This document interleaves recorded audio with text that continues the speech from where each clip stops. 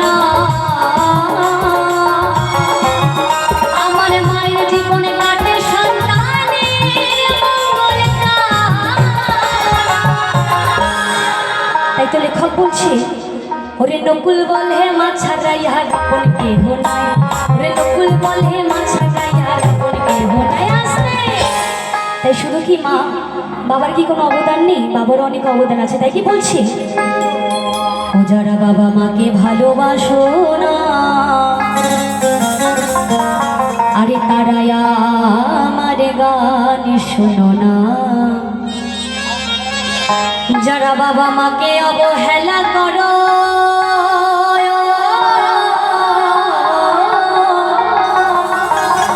যারা বাবা মাকে অবহেলা করো, আরে শত্রু আমার সেজনা। একটু সবাই মিলে মায়েরা বাবার একটু সবাই মিলে হাত তালি দিয়ে সবাই মিলে একসাথে, আরে তারাই আমার গান শোনো না, তারাকে ভালোবাসো না।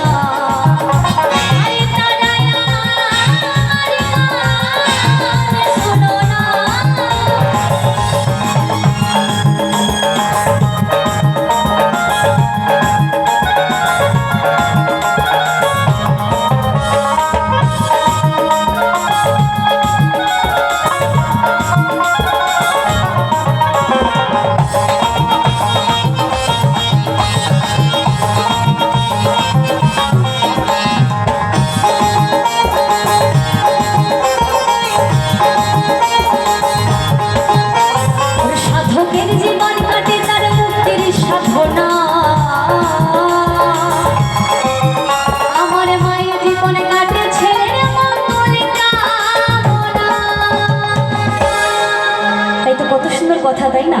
তাই নকুল কুমার বিশ্বাস বলছে, ওরে নকুল বলে মা ছাড়াইয়া আপন কেহ নাই, নকুল বলে মা ছাড়াইয়া আপন কেহ নাই। আসতে আমি অনেকক্ষণ থেকে দেখছি আমার মায়েরা সামনে যারা আছেন সবাই হাতে তালি দিচ্ছে, কিন্তু পেছনে কয়েকজন আমার গুরুজনরা আছেন, আমার বাবা তুল্য যারা আছেন, তারা কিন্তু হাতে তালি দিচ্ছেন। একটু হাততালি দিলে কিন্তু খুব ভালো লাগবে। তো সবাই মিলে একসাথে দিন না, সবাই মিলে একসাথে, সবাই মিলে একটু হাতে তালি দিয়ে সবাই মিলে। ওরে স্বার্থ ছাড়া ভালোবাসা শুধু আমার মা, ওরে বিনা স্বার্থে ভালোবাসি ওরে স্বার্থ ছাড়া বন্ধু বান্ধব কাছে আসে না, আর বিনা স্বার্থে দুনিয়ায় কেউ ভালোবাসে না। ওরে স্বার্থ ছাড়া বন্ধু বান্ধব কাছে আসে না, আর বিনা স্বার্থে দুনিয়ায় কেউ ভালোবাসে না। স্বার্থ ছাড়া, ওরে স্বার্থ ছাড়া, স্বার্থ ছাড়া ভালোবাসে শুধু আমার মা, ওরে বিনা স্বার্থে ভালোবাসি তার ঘরে ঘরে মা। স্বার্থ ছাড়া ভালোবাসে শুধু আমার মা, বিনা স্বার্থে ভালোবাসি শুধু আমার মা, ওরে বিনা স্বার্থে ভালোবাসি তার ঘরে ঘরে মা। স্বার্থ ছাড়া